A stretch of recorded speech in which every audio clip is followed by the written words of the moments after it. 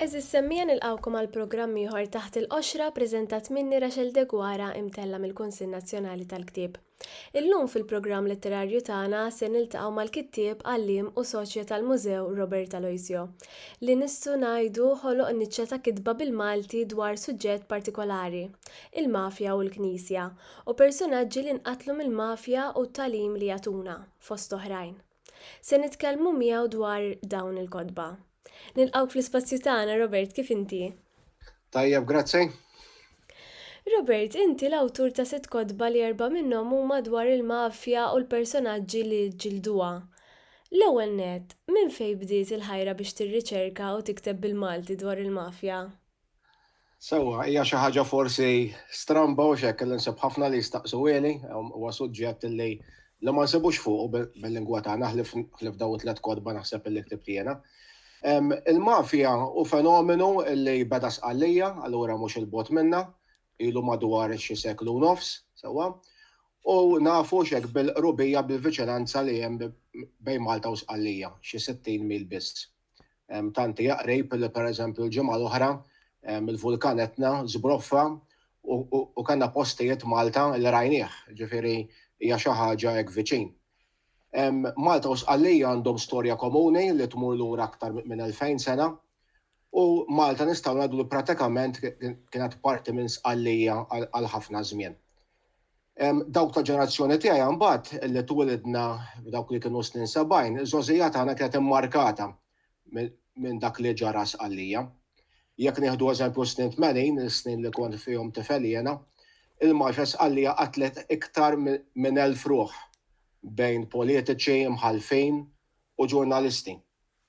U fil-92 mbagħad kienu seħħew żewġ attentati kbar illi baqgħu impressi f'moħħi u f'moħħ dawk kollha li jgħixu dawk iż-żminijiet, il-qtil ta' Giovanni Falcone u Borsellino żewġ imħalfin li kombattew il-mafja illi propju llum kienu fl-aħbarijiet raġgħu għal fatt li Giovanni Brusca dak il-bniedem illi jafas ir-remote tal-bomba li qatlet il-Falcone illum tħabbar il-nħeles mill-ħabs Taljan. Ktib minn dawn qatlu lill-Arċisqof jitratta l-ġraja ta' Oscar Romero li kien inqatel waqt li kienet iqaddes fl-1980. Xi ftit kliem, min kien Oscar Romero? Għal min hu interessat fis-suġġett x'jista' jsir f'dan il-ktieb li wieħed kemm xejn twil. Iva, huwa ktieb twil mhux ħażin fih qrib il-500 paġna fil-fatt. Dan Romero għal min qatt ma semma bih għalkemm forsi ftit diffiċli sewwa, speċjalment dawk tal-ġenerazzjoni tiegħi li ma nkunu smajna bih. Kien għamel 3 snin biss bħala l-isqof ta' El Salvador. El Salvador hu pajjiż żgħir huwa l-iżgħar pajjiż ta' l-Amerika Ċentrali fil-fatt. Ma f'dawn it-3 snin nistgħu ngħid li seħħet bidla kbira fih u f'pajjiżu. Huwa bniedem li għadda minn dbatijiet kbar fej kellek il-gwarilli tax-Xelluk appoġġjati mill-Russi u mill-Kubani li kienu qed jiġġieldu gvern militari appoġġjat mill-Amerikani. Dal-Arċisqof għax ħal naħa tal-fqir spiċċa assassinat nhar l-24 ta' Marzu 1980 u nistgħu ngħidu li bekk id-dinja kollha saret taf bih dan il-martri. Sewwa. Interessanti li Romero kien ġej minn formazzjoni kattolika tradizzjonali ħafna u kien intgħażel propju minħabba li kien tradizzjonali. U għaw element Malti, sewwa li interessana lilna u lill-qarrejja Maltin, il-fatt li n-nunzju li kien hemm għal El Salvador kien persuna Maltija.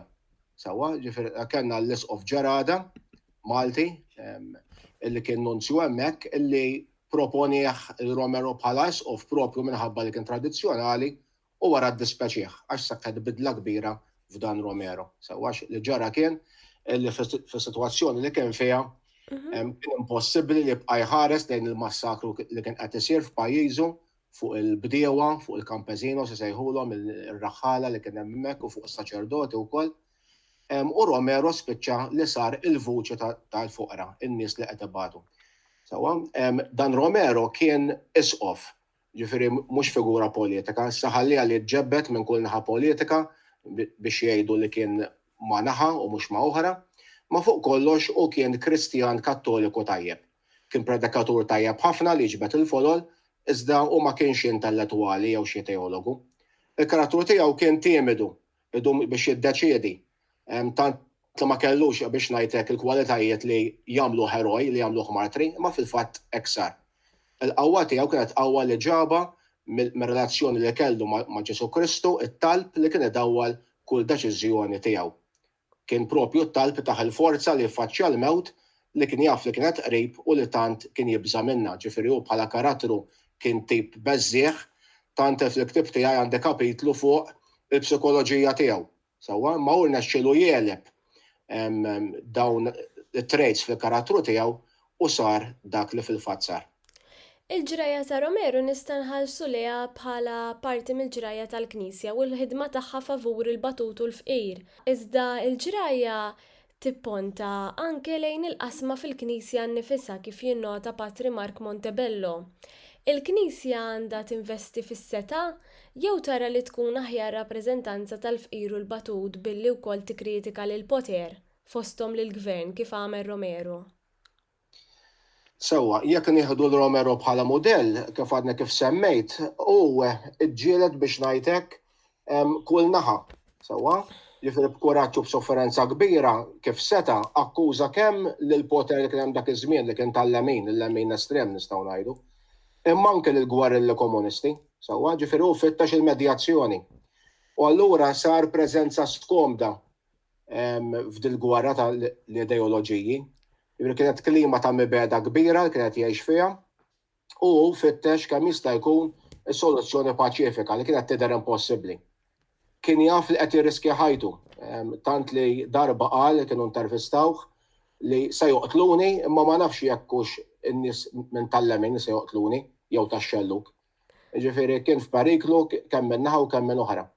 U ma kienx hemm spazju għal nies bħal dawn f'El Salvador li kien maqsum bil-mibeda. Iżda u baqa' jfittex bla qiegħda spazju għal paċi. U allura qatluh. Kienet gwerra ċivili ta' pajjiżu f'El Salvador li damet għaddejja 12 sena. Bdiet eżatt kif mietu. Ġifier nistgħu ngħidu sakemm u kien għadu ħaj irnexxielu jżomm milli fil-fatt issir il-gwerra. Sewwa? Kif qatluh sar ikona tax-xelluk u ta' rivoluzzjoni, ġifieri anke jekk tara fejn fjena ċertu tpinġijiet graffiti li mal-ħitan f'El Salvador iġiblek il-Che Guevara u iġiblek il-Romero ħdeh sewwa. Mill-banda l-oħra l-lemin nistgħu ngħidu li malla famaħ bħala sovversiv u komunist għax kien jitkellem fuq il-ġustizzja u l-paċi. Fil-fatt u ma kienx politiku la tal-lemin laqas tax-xelluk għalkemm spiċċa li kien fiċ-ċentru tal-politika ta' pajjiżu. Li tipprova ċċajpa, nippruvaw nċajpru t-tifkira tiegħu nkunu qed nitilfu ħafna l-kobor tiegħu dan il-bniedem, ma għall-mistoqsija propja li għamilt li inti ovvjament in-nisrani irid jieħu n-naħa tal-fqir u tal-batut. Bla ma jwarrab anke l-nies forsi li ma jqgħux lill-kategorija. Ġifieri l-Knisja hemm bżonn li tkun miftuħa għal kull tip ta' nies imma tagħżel tagħmel l-għażla preferenzjali tal-fqir u tal-batut. Romero jfakkarni f'Arċisqof Sud-Amerikan ieħor, Helder Camará, li kien qal: meta nagħti li kelli l-foqra jsejħuli qaddis. Meta nistaqsi għaliex dawn in-nies huma foqra jgħiduli komunist. Ma din marbuta t-teoloġija tal-liberazzjoni, inti titkellem anke dwar dan fil-ktieb u xekk f'dad dawl fejn tara l-pożizzjoni tal-Papa preżenti li kombinazzjoni wkoll Sud-Amerikan. Ekku. Nistgħu ngħidu li wara 35 sena f'limbu dan Romero fl-2015 ħafna nsara u anke dawk li mhumiex insara ħassew li finalment saret ġustizzja storika ma' Romero f'liema sens. Fis-sens li fl-2015 il-Knisja Kattolika iddikjarat il-Romero beatu. Jiġifieri għaddew 35 sena kienu.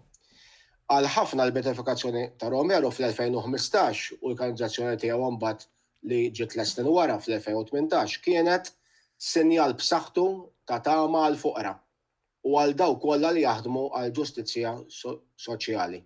Papa Franġisku li ġej mill-Latin Amerika bħal Romero jaf kemm il-foqra ta' dik in-naħa iħobbu lil Romero.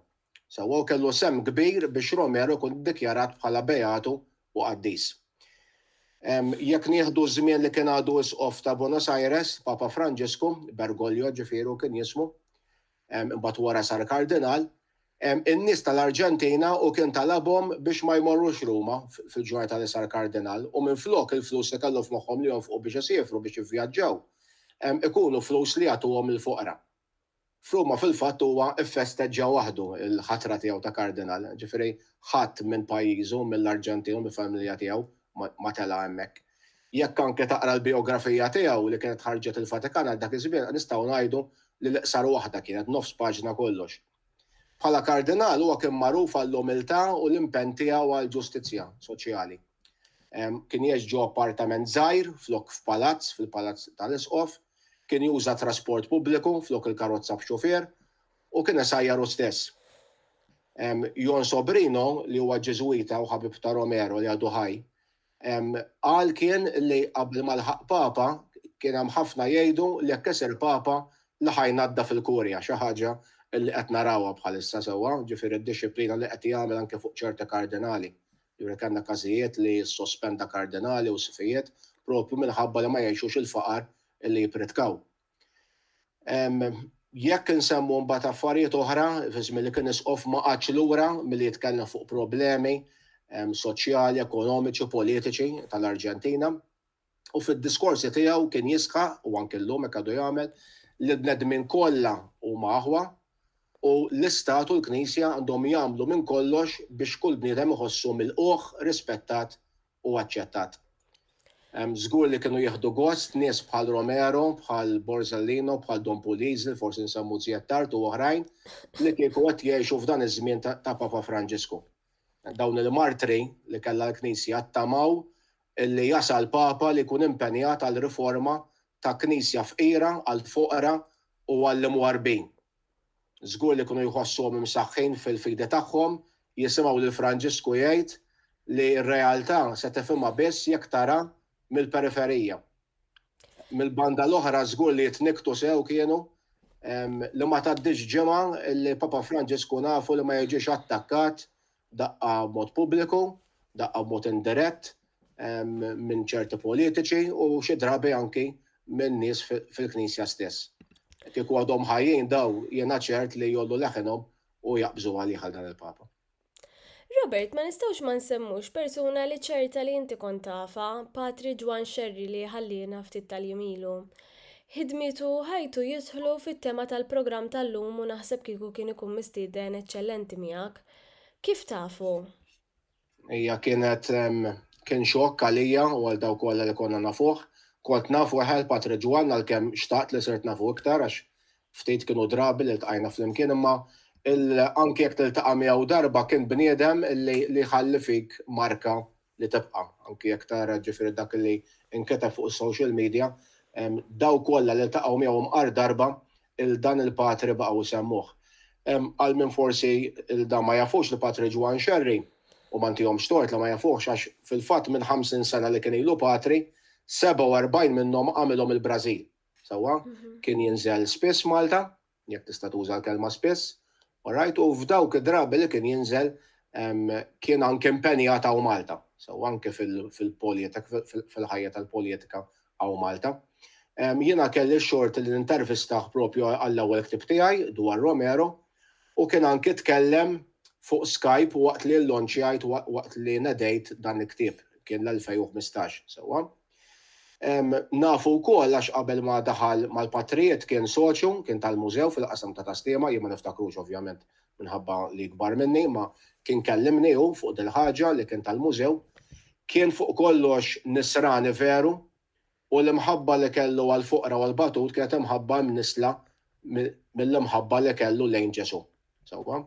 Xi ħaġa li niftakar hekk fost l-affarijiet li qal kienet ir-riflessjoni li kien għamilli fuq il-badge fuq il-Verbum Dei illi nilbsu aħna sewwa l-mużew. Verbum Dei li tfisser li l-iben talla sar bniedem. U kien irremarkalu kellu raġun li iktar minn bniedem tfisser sar laħam. U li rrid jgħid li kien fil-fatt li San George Preka, dak li beda l-mużew, kien bena kollox fuq dil-intuizzjoni. Sewwa li Alla inkarna, Alla sar laħam. Kristu twieled fqir, għex fqir u mitfqir.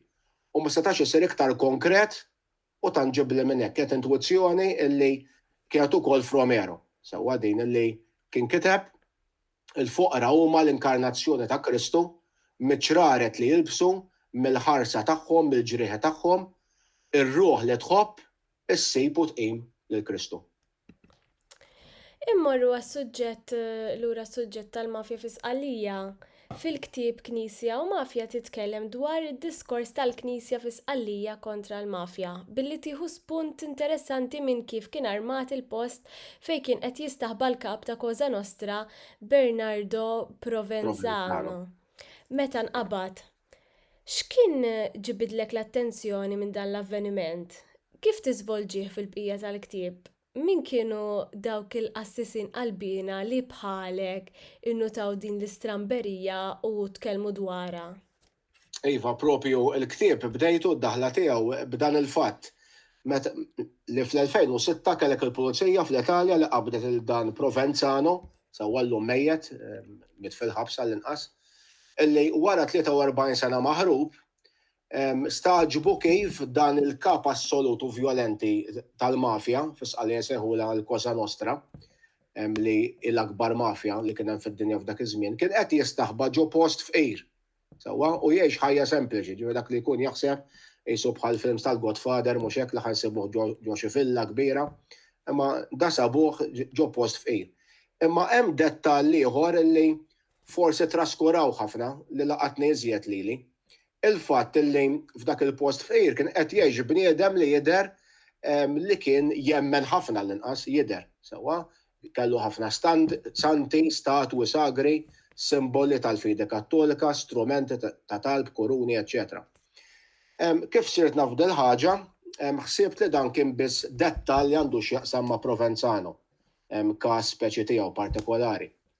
Iżda jiena nfittex fuq da suġġett, skoprejt illi kważi l-mafjużi kollha huma biex ngħidlek nies tal-Knisja, inverted commas. Sewwa il-ħażen jgħidu huma daw il-mafjużi illi għandhom skop tajjeb għalih, jagħmlu l-ħażin imma għandhom skop tajjeb. F'dal-ktieb tiegħi jiena provajt nuri speċjalment it-telet wieħed l-aħħar ktieb li ħriġ tista' Knisja u Mafja jismu, illi bejn mafja u Vanġelu m'hemmx kompatibilità. Sewwa huma żewġ affarijiet li ma jgħixux flimkien. Minkella għal ħafna żmien jgħixu flimkien. Sewwa u ħasbu li ma kienx hemm xi kontradizzjoni. Iva, ġifieri dak kien fenomenu li damet ħafna biex femet il-gravità tiegħu il-Knisja nistgħu ngħidu li kien fin-1982 illi kellek il-Kardinal ta' Palermo, Pappalardo, illi waqt il-funeral ta' Dalla Chiesa li kien ġeneral tal-Karabinieri għamel diskors qawwi li fih akkuża pubblikament l-Istat illi qed iparla ħafna dwar il-mafja imma fir-realtà ma kienet jagħmel xejn. Ir-risposta tal-mafja ma damitx, ma waslet, għax kif nirrakkonta f'kapitlu ieħor da Pappalardo jmur iqaddes fil-kappella tal-ħabs u ma jitfaċċa ħadd mill-priġunieri bi speċi pattu ilu għal fatt illi ikkundanna l-mafja. Imbagħad ġew 10 snin oħra fejn nistgħu ngħidu rġajna skitna sakemm Papa John Paolo II mar f'Agrigentos Sqallija taħt it-Tempi Griegi u hemmhekk għamel dik il-kundanna famuża lil mafjużi fejn għamilha ċara li ma tistax le tkun mafjuż u nisrani. Sewwa u qal dan il-poplu qal li tant marbut mal-ħajja impossibbli li jibqa' jgħix taħt il-pressjoni ta' ċiviltà tal-mewt. Sewwa ngħidha minnu responsabbli ikkonvertu qatt jasal il-ġudizzju ta' Alla. Dakinhar kien hemm 100,000 ruħ qudiemu biex ifakru propju lil Falcone u l-Borsellino. Sewwa u l-Papa kien għadu kif iltaqa' ftit ħin mal-ġenituri ta' mħallef ieħor li kien inqatel mill-mafja ta' 38 sena biss li propju ġie beatifikat ix-xahar li għadda. Sardu ngħidu mhux li l-mafjużi tant beżgħu mill-kondanna li għamel il-Papa għalkemm kien hemm xi wħud illi qabdu triq tal-konverżjoni, imma fuq kollox kien kliem illi influenza l-iktar is-saċerdoti u l-lajċi fil-Knisja u sarfuh bħala waħda mill-azzjoni tagħhom pastorali. Għaddew bis-4 xhur minn din il-kundanna u l-mafja assassinat Assis, ispirat propju minn dak li kien jgħid il-Papa, Pino Puglisi, l-ewwel Assis fi żminijiet moderni illi nqatel minna l-mafja. Sewwa u dak kien Assis li biex ngħidlek ma tantx kien famuż, kien Assis li jaħdem minn taħt, kien jgħin l-tfal u l-żgħażagħ, biex ibedhom minn din it-triq perikoluża li kellha l-mafja u l-mafja rat fih għadu tagħha. Sewwa. Imbagħad trattajt ukoll lil-assis ieħor fil-Kalabria din id-darba. Jiena l-biċċa kbira tiegħi l-kodba huma fuq il-mafja ġos Qallija. Imma għamilt eċċezzjoni hawnhekk fejn għandi dan is-saċerdot Don Peppe Diana li kien jaħdem fil-Kalabria li l-istess il-mafja spiċċat li qatlitu. Il-mafja fi Sqallija u minn ġilida kont bdejta bi ktieb li pubblikajtu qabel dak li għadna kif semmejna, il-ktieb Falcone u Borsellino, żewġ imħalfin li sfidaw lill-mafja. Iħares lejn l-istorja ta' dawn iż-żewġ imħalfin bravissimi li bejnietom kienu bdew iżarmaw il-mafja. Aċċennajna lihom iktar kmieni dwar l-aħbar li ħarġet din il-ġimgħa. Laqatni meta tikteb li dawn kienu jemnu ħafna fiż-żgħażagħ. Għaliex kienu jemnu fiż-żgħażagħ? Iva, fil-fatt hemm xi ħaġa li ma tistax issiraw Malta mill-maġistrati Maltin. Jiena kif ħareġ dal-ktieb kien hawn maġistrat li aħjar jekk ma nsemmihx għax kif qed ngħidu xi ħaġa ma jistgħux li kitibli faraħli għal dan il-ktieb. Imma fl-Italja għandhom il-faċilità l-maġistratu li mħalfin li jmorru fl-iskejjel u jkellmu l-istudenti xi ħaġa li ma tistax issira Malta mid-dera skont ġifieri l-kodiċi tal-etika tagħhom. U Falcone u Borsellino jmorru kienu fl-iskejja li kellmu l-żgħażagħ sewwa u kienu jemnu għax kienu jemnu li ż-żgħażagħ iktar hemm ċans li jkunu onesti u sinċeri. Sewwa li probabbilment li aħjar minna żgħażagħ li forsi drajna nagħmlu kompromessi mal-ħażen.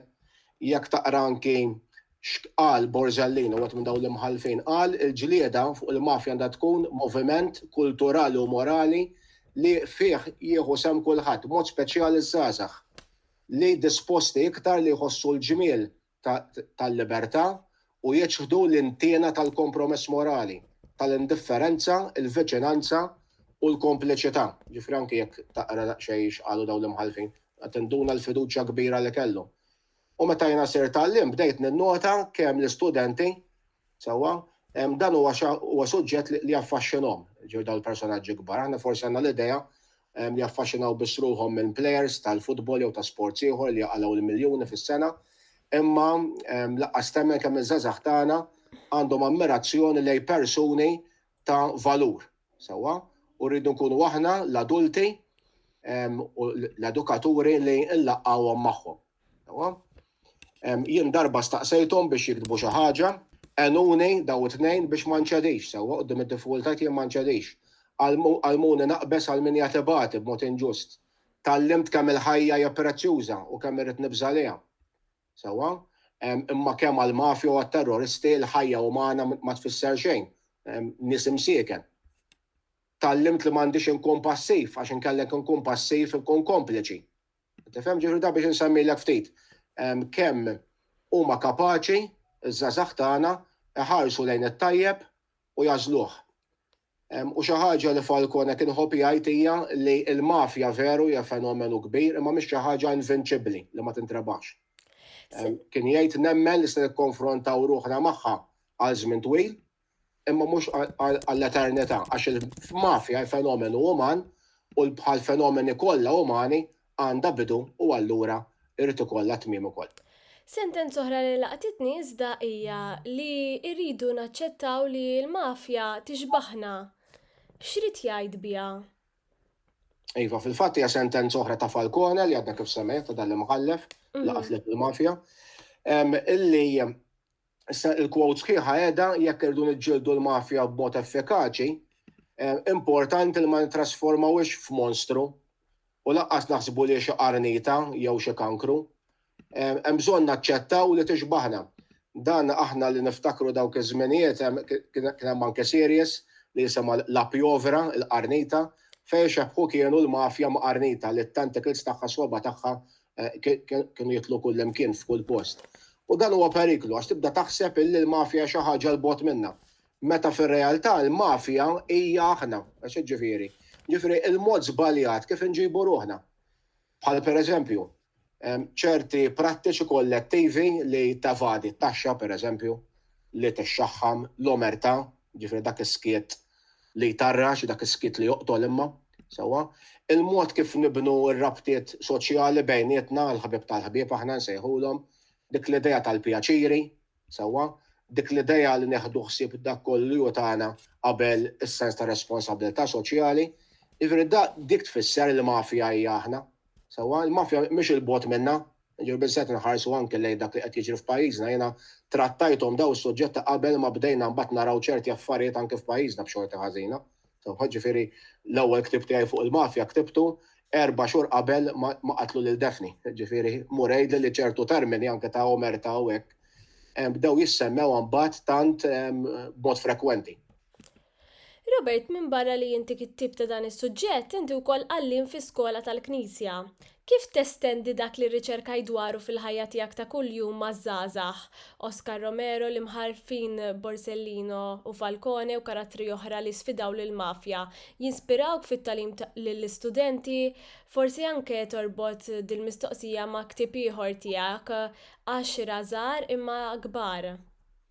Fil-fatt għaddew kważi 30 sena minn meta qatlu il-Falcone u Borsellino, snin illi ħafna minnhom jiena qattajthom bħala għalliem. Sewwa?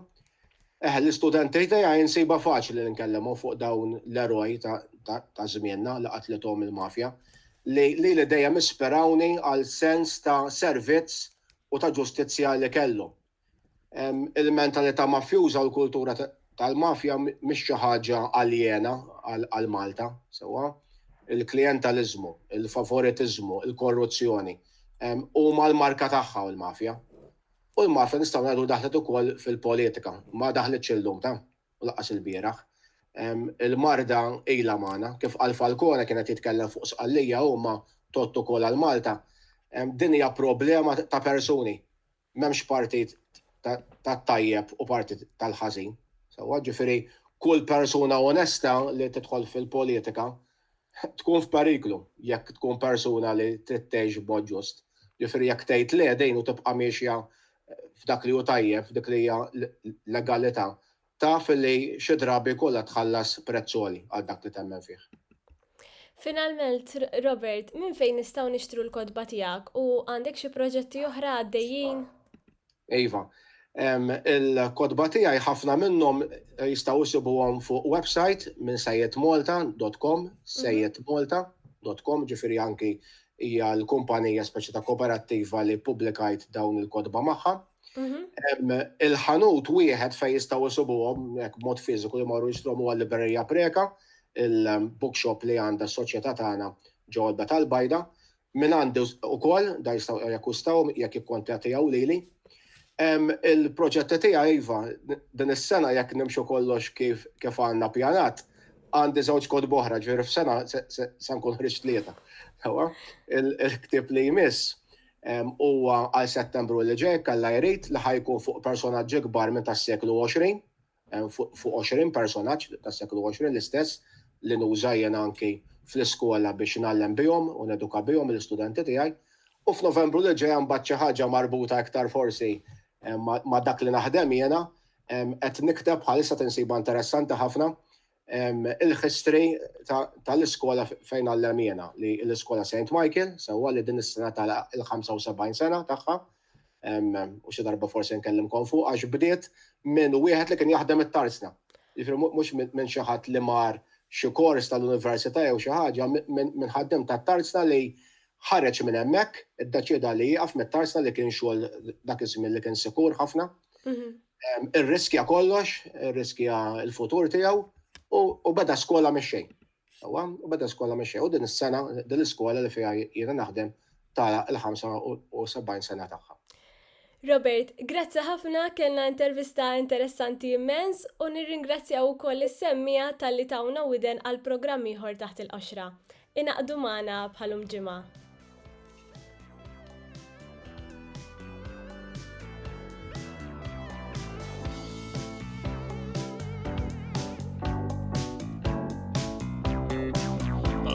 Taħseb